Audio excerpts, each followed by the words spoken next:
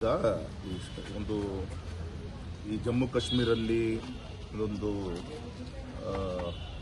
ನಮ್ಮ ಭಾರತದಲ್ಲಿ ಇಲ್ಲೇ ಇಲ್ಲ ಅನ್ನೋ ರೀತಿಯಂತ ಒಂದು ನಡವಳಿಕೆಗಳಿದ್ದಾಗ ಆರ್ಟಿಕಲ್ 370 ವಾಪಸ್ ತೆಗೆದು ನಿಜವಾದ ಒಂದು ಪ್ರಜಾಪ್ರಭುತ್ವ ಸ್ಥಾಪನೆ ಮಾಡುವಂಥ ಪ್ರಯತ್ನ ನಮ್ಮ ಕೇಂದ್ರ ಸರ್ಕಾರ ಮಾಡಿ ಮತ್ತು ವಿಶೇಷವಾಗಿ ಸೆಕ್ಯೂರಿಟಿ ಟೈಟನ್ ಮಾಡಿ ಪ್ರವಾಸಿಗರಿಗೆ ಆಸ್ ಯೂಶುವಲ್ ಅಲ್ಲಿಯ ಒಂದು ಜನಜೀವನ ನಡೆಯುವ ರೀತಿಯಲ್ಲಿ ವಾತಾವರಣ ಸೃಷ್ಟಿ ಮಾಡಿದರು.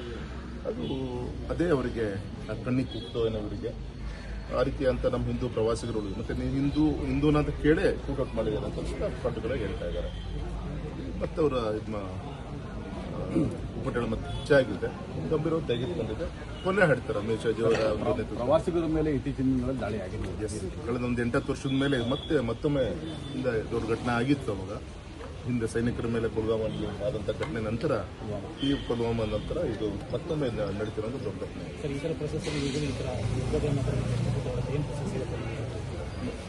ಇಟ್ಸ್ ಟು ಅರ್ಲಿ ನಮ್ಮ ಕಮ್ಮಿಯಂದ್ರೂ ಕೂಡ ಏನಂದ್ರೂ ನಾವು ನಾಳೆ ಸಂಜೆ ಮೇಲೆ ಏನಾದರೂ ನಾವು ನಿರೀಕ್ಷೆ ಮಾಡ್ಬೋದು ಅಂತ ಅನಿಸುತ್ತೆ.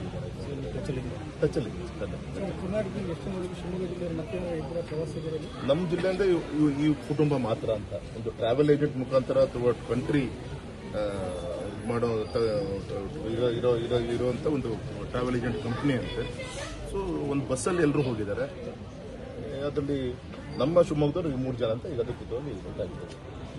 ಬೇರೆ ಯಾರು ಜಿಲ್ಲೆಯಿಂದ 3 ಜನ.